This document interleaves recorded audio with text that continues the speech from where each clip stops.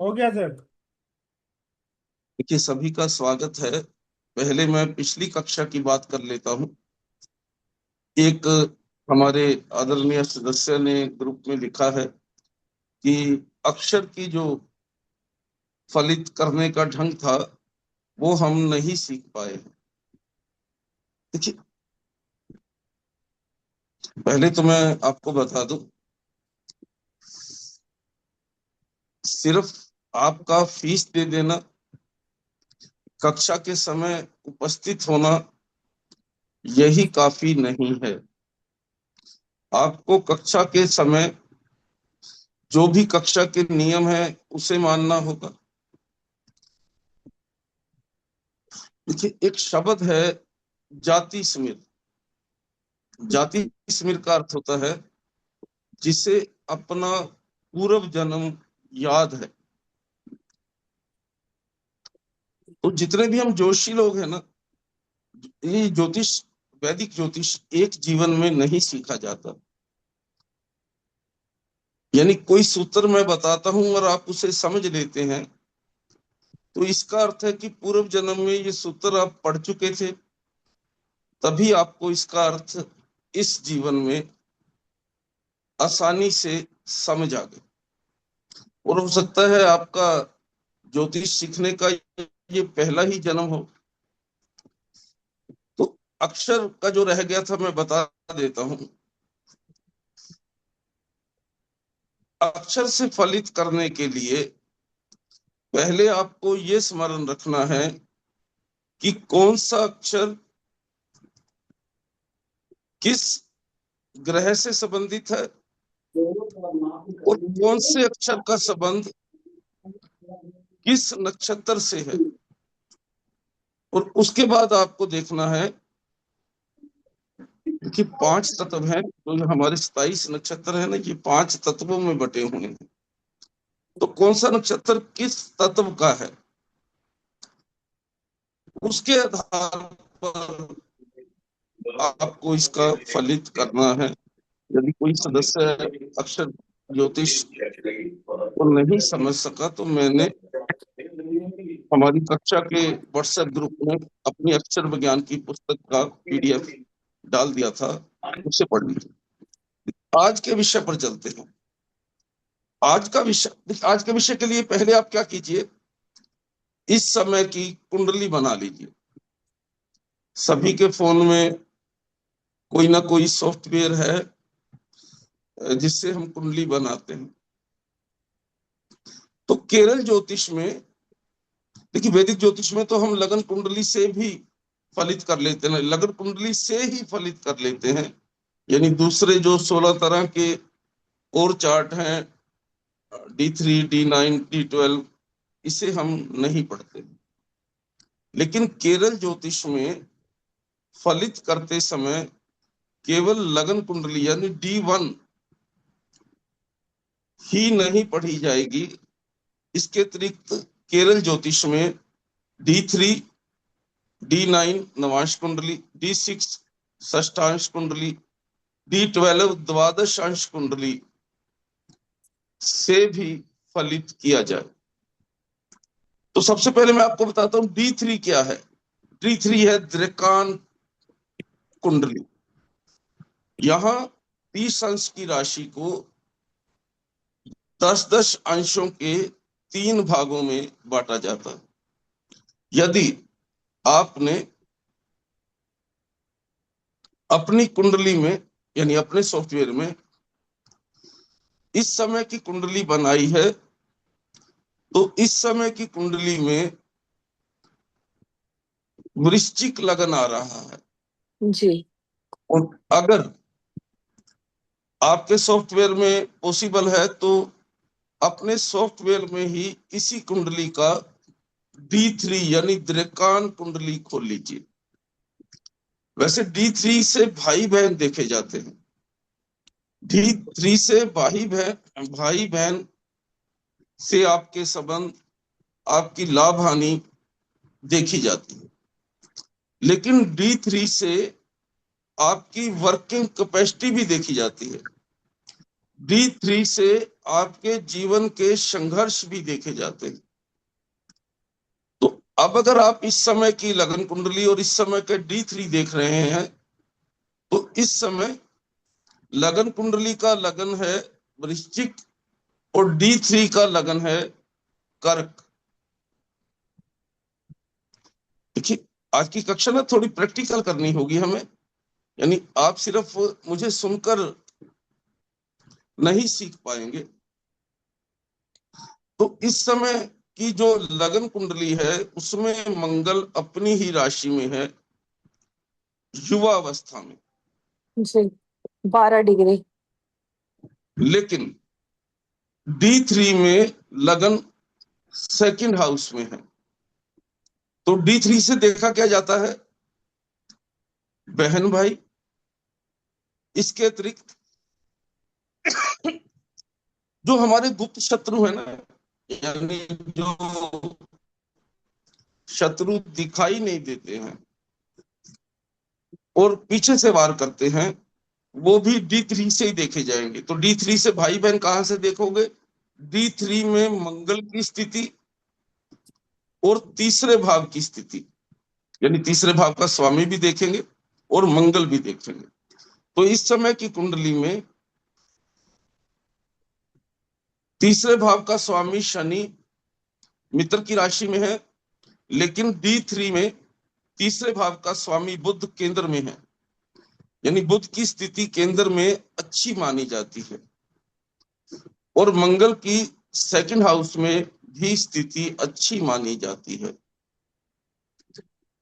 तो इस व्यक्ति को भाई बहन से भी सुख मिलेगा और इनके जो सहयोगी हैं वो भी इनकी हेल्प करेंगे और भाई बहन भी मित्रों की तरह। लेकिन D3 से एक और चीज हम देखते हैं, वो है गुप्त शत्रु। गुप्त शत्रु किसे कहते हैं, यानी जिन्हें हम मित्र मानते हैं, लेकिन वो व्यक्ति अपनी इनर साउल यानी अपने मन में हमसे शत्रुता रखता है।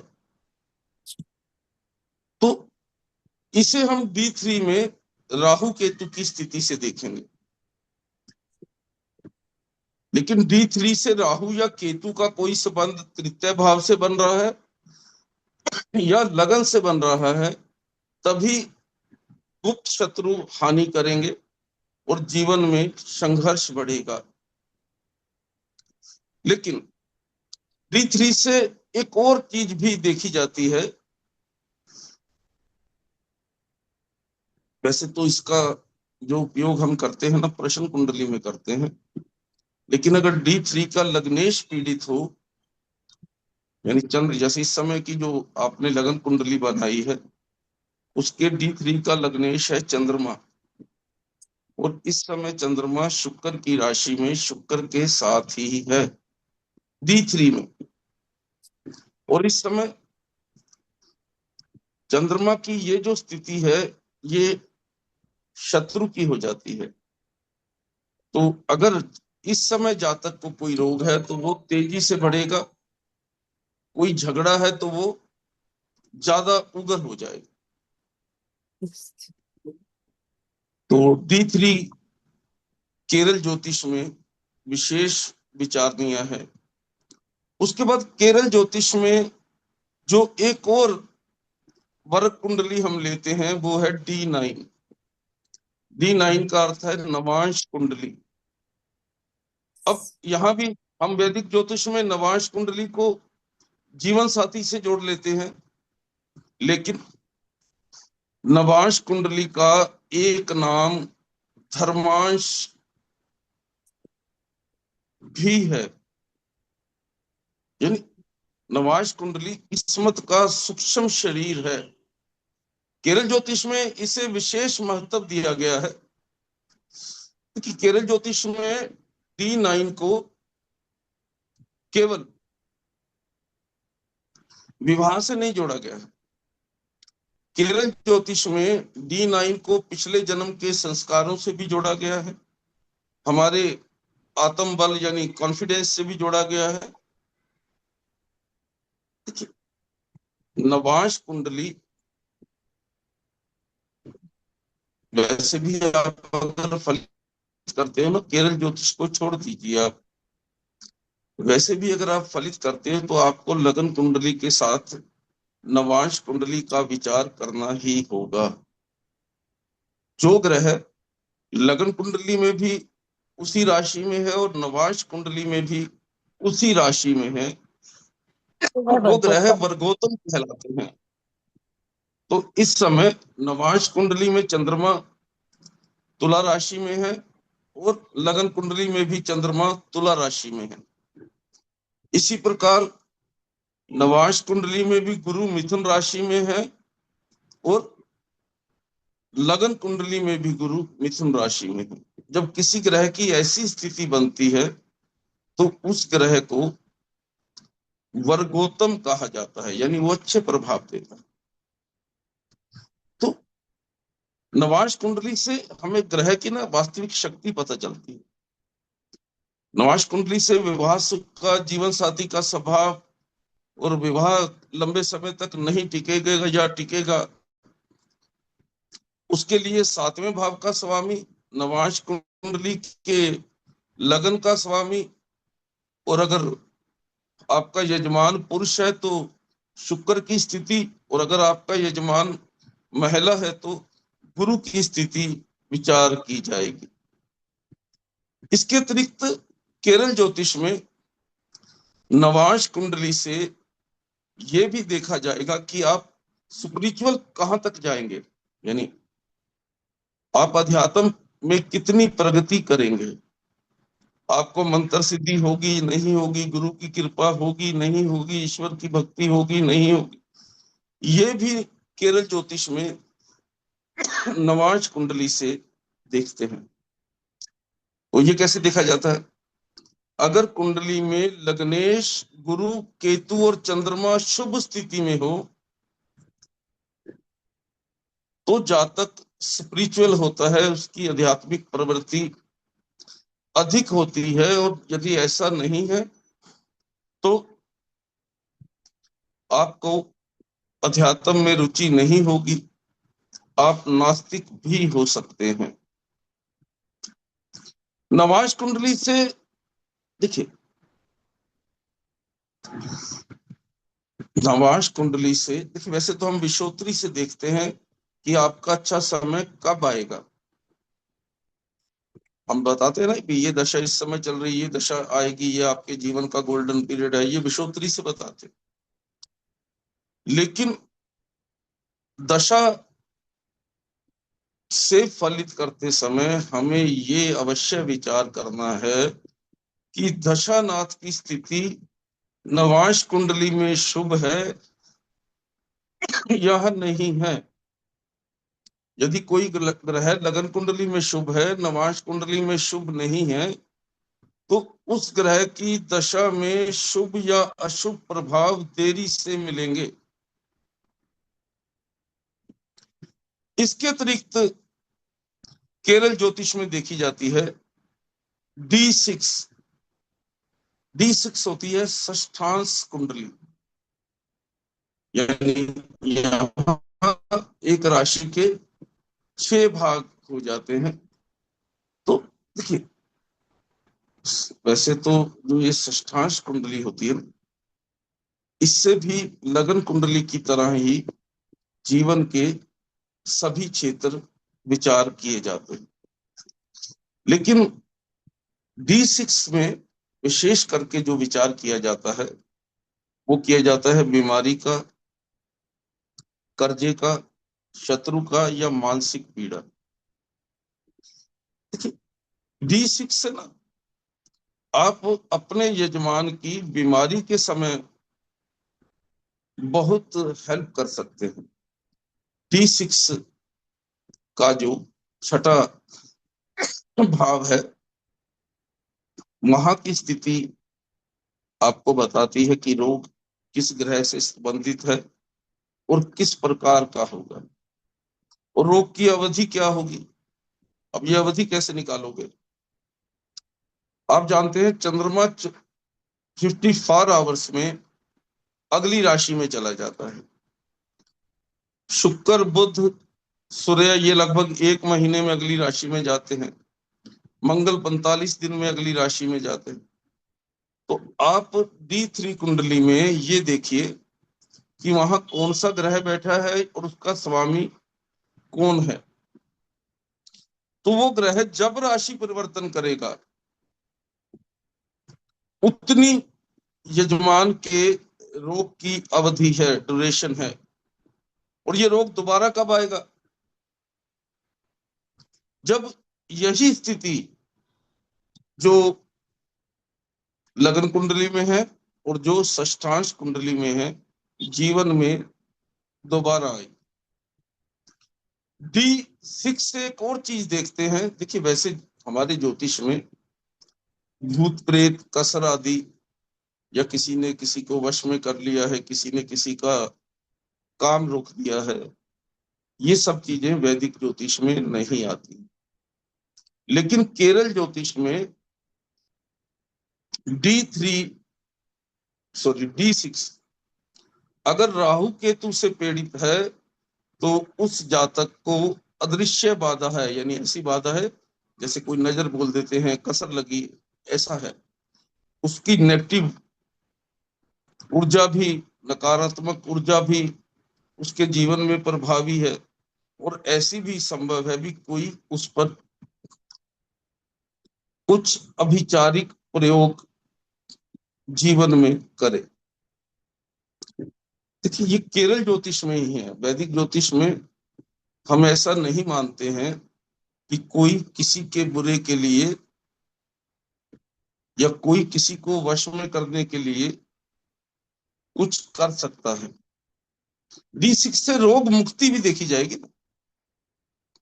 D6 में अगर छठे भाव पर गुरु और सूर्य की शुभ दृष्टि है तो अच्छी बात है। क्रूर ग्रह की अशुभ दृष्टि है तो बीमारी बढ़ेगी। अंत में जो विचार किया जाता है वो है D12 द्वादश अंश कुंडली। केरल ज्योतिष में वैसे तो ये जो D12 होती है ना, यानी आपके पास कोई यजमान आ जाता है, वो कहता है कि मेरी कुंडली से मेरे माता पिता के लिए बताइए, या मेरी माता बीमार है, या पिता को कोई कष्ट आएगा या नहीं आएगा, मेरे पिता की कुंडली नहीं है, तो आप इसे द्वादश अंश कुंडली से पढ़ सकते हैं। तो D12 एक तो आपके पितृकर्म, पितृकर्म यानी जो हमारे पूर्वज इस धरती पर नहीं है उनका विचार करेंगे, आपके वंश की कुलदेवी का विचार करेंगे, माता पिता का भी विचार करेंगे। तो देखिए वैसे हम वैदिक ज्योतिष में पितृदोष पंचम और नवम भाव से देखते हैं, लेकिन केरल ज्योतिष में D12 पितृदोष देखने के लिए भी उपयोग होता है। हम जो ये 16 तरह की चार्ट बनाते हैं, केरल ज्योतिष में ये सभी चार्ट नहीं लिए जाते। केरल ज्योतिष में D3, D9, D6 और D12 ही यूज किया जाता है। वैसे तो इसके बनाने की विधि भी है कि कैसे बनेंगे ये चार्ट, ये भी आपके जन्म विवरण के हिसाब से ही बनते हैं, गणना से बनते हैं। लेकिन आधुनिक ज्योतिषी क्योंकि ये सभी सॉफ्टवेयर से बनाते हैं, तो इसे बनाने का ढंग बताने में मैं समय खराब नहीं करूंगा, मैं इससे फलित ही बताऊंगा। तो इससे कैसे फलित करते हैं? D12 में चौथा, 10वां और 12वां घर, ये विचार किया जाएगा। और यहाँ ही चौथे, 10वें और 12वें घर की स्थिति से माता पिता का विचार करेंगे।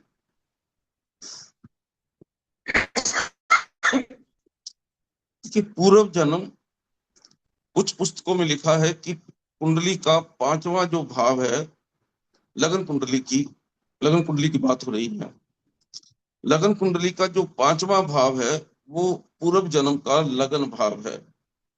लेकिन जो मेरी पूर्व जन्म की रिसर्च है, जिस पर मेरी पुस्तक भी है, हम कुंडली के 8वें घर को पूर्व जन्म का लगन मानते हैं, लगन कुंडली के 8वें घर। तो D12 में आपको 5वें, 8वें और 12वें घर से पूर्व जन्म की स्थिति पता चले। देखिए, केरल ज्योतिष में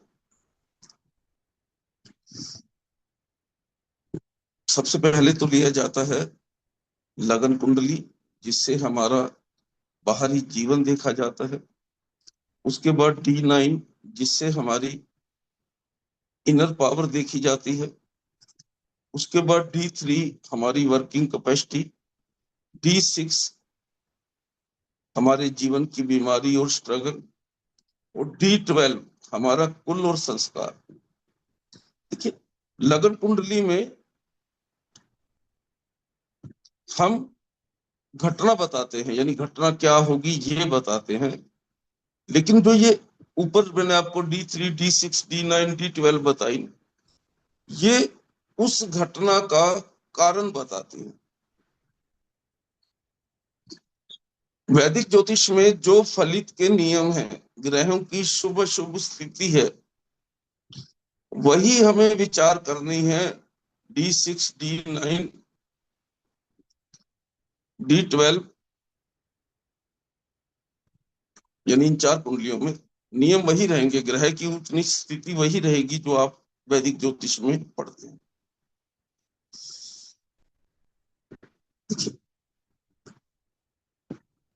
केरल ज्योतिष में D9 से जब आप प्रेडिक्शन करते हैं तो आपको ध्यान क्या रखना है कि D9 ग्रह की वास्तविक शक्ति बताता है। वास्तविक शक्ति कैसे? कोई ग्रह लगन कुंडली में उच्च का है या नीच का है, लेकिन नवांश कुंडली में अगर उसकी स्थिति बदल जाती है तो हम नवांश की स्थिति से विचार करेंगे।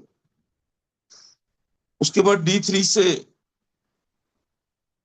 यानी D3 का जो लग्नेश है ना, उसकी स्थिति विचार करनी है, वो शुभ है अशुभ है। इससे जातक के पराक्रम का पता चलता है, इससे जातक विपरीत परिस्थितियों में जीतेगा या हारेगा इसका पता चलता है। D3 में मंगल भी देखा जाएगा। D9 हमारी इनर पावर है। अगर D9 का लगन शुभ है, यानी अच्छा ग्रह है, तो भाग्य अच्छा है, स्पिरिचुअल में हम जाएंगे और जीवन में उत्थान होगा, यानी जीवन में तरक्की होगी। इसी प्रकार D6 हमारे रोग की जड़ पकड़ लेता है, कारण पकड़ लेता है। यानी अगर लगन कुंडली में कोई ग्रह रोग का कारण दिख रहा है, रोगेश है, लेकिन D6 में रोगेश की स्थिति शुभ है, तो उसे कष्ट आएगा और ठीक हो जाएगा। और D12 में, देखिए D12 में तो आपको सूर्य, चंद्रमा एवं गुरु की स्थिति ही देखनी है। इससे ही आपको ज्ञान हो जाएगा कि ये किस परिवार से है, यानी इसकी जो पारिवारिक पृष्ठभूमि है वो कैसी है। इसके बाद D3 में राहु केतु से आपको पता चल जाएगा कि इसके मित्र जो हैं इसके प्रति वफादार हैं या छिपे हुए शत्रु हैं। D9 से वैवाहिक सुख का भी पता चल जाएगा। D1 और D9 की जब आप जॉइंट से स्थिति देखोगे तो जो ग्रह वर्गोत्तम है वो जीवन में बहुत ज्यादा प्रभाव दे रहा है और स्थिर फल और भाग्य बढ़ा रहा है। और दशा फल में भी नवांश में अगर वो ग्रह अच्छी स्थिति में है तो वो अच्छे फल देगा। देखिए, अच्छे से फलित करने के लिए, आपके फलित में चमत्कार दिखाई दे, आपके फलित से आपके यजमान हैरान हो जाएं, तो आप लगन कुंडली के साथ D3, D9, D6 और D12 का भी अवश्य अध्ययन करें। देखिए, लगन कुंडली जीवन की घटना बताती है और नवांश उस घटना के पीछे छुपा हुआ आपका कर्म बताता है।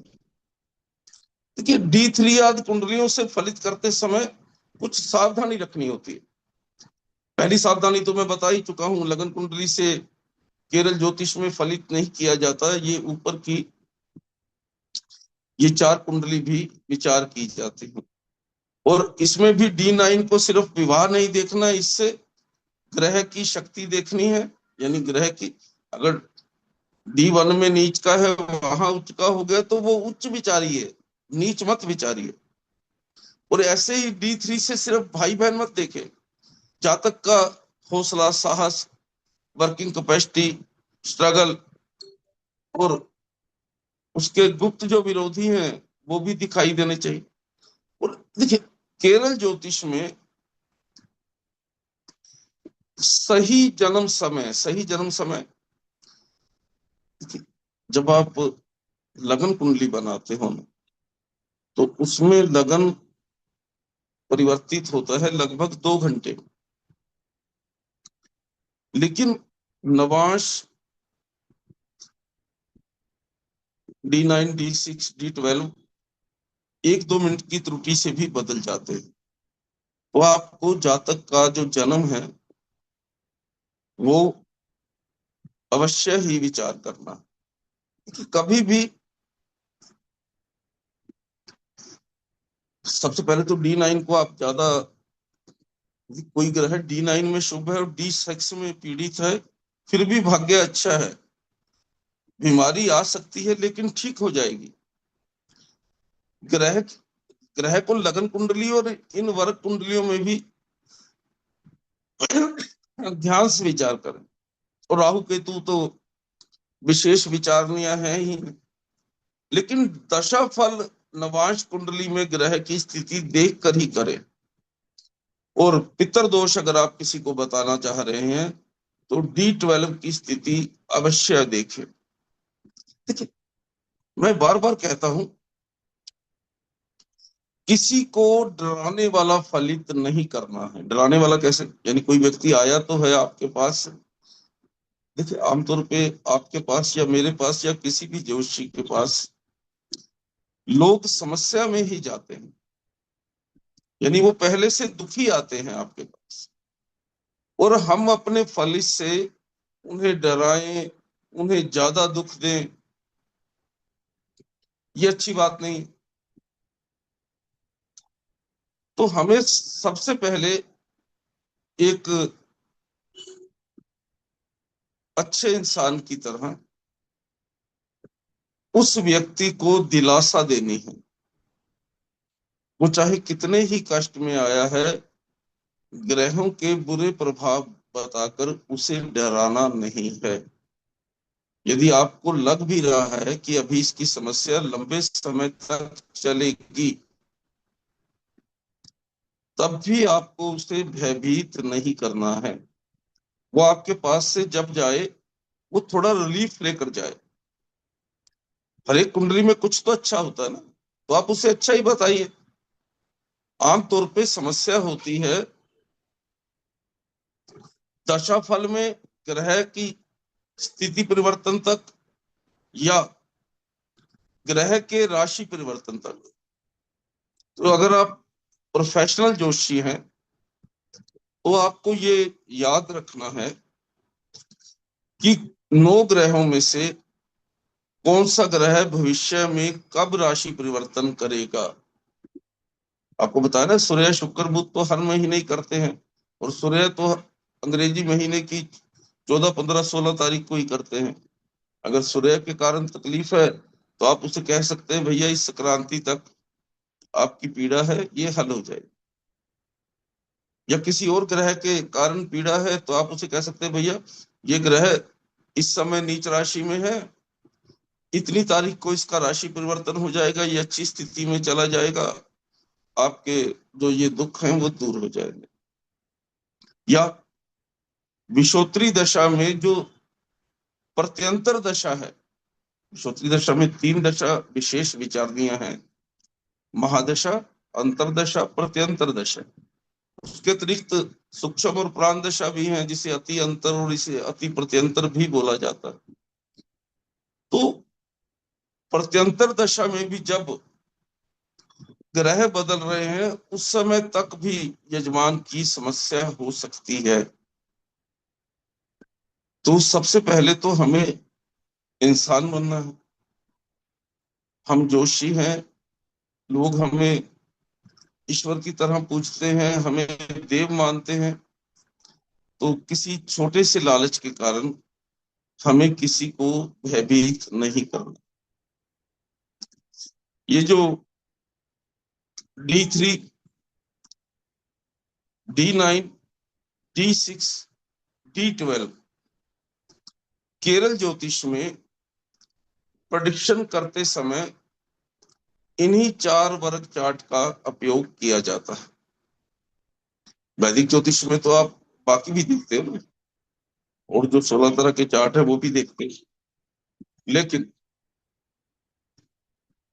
केरल ज्योतिष में यही 4 चार्ट देखे जाएंगे।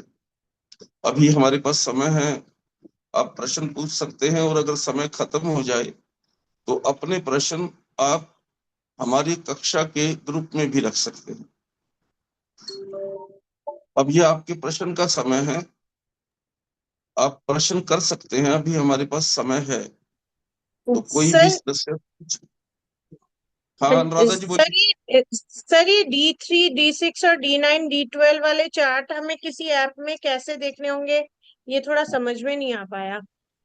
सुन लो, जब आप लगन कुंडली से कोई निर्णय कर लेते हो, लगन कुंडली से आपने देख लिया कि इसके भाई बहन और इसकी वर्किंग कैपेसिटी ऐसे है, तो उससे फलित करने से पहले आपको D3 देखना है। D3 में लग्नेश की स्थिति, तृतीय भाव के स्वामी की स्थिति और मंगल की स्थिति से आपको शुभ या अशुभ स्थिति का पता चलेगा। ऐसे ही D9 से आपने लगन कुंडली से सप्तम भाव से विवाह की स्थिति देख ली, शैया सुख के भाव से देख ली, लेकिन स्टीक फलित करने से पहले आप एक बार D9 का लग्नेश, D9 का सप्तमेश, महिला के लिए गुरु और पुरुष के लिए शुक्र की स्थिति देखकर फलित करें। D6 बीमारी के लिए है, तो आपने लगन कुंडली के 6ठे भाव से जातक की बीमारी देख ली, लेकिन D6 के लग्नेश की स्थिति, D6 के 6ठम भाव की स्थिति भी विचारणीय है। इसी प्रकार D12 आप पितृदोष आप देखते हैं पंचम और नवम से।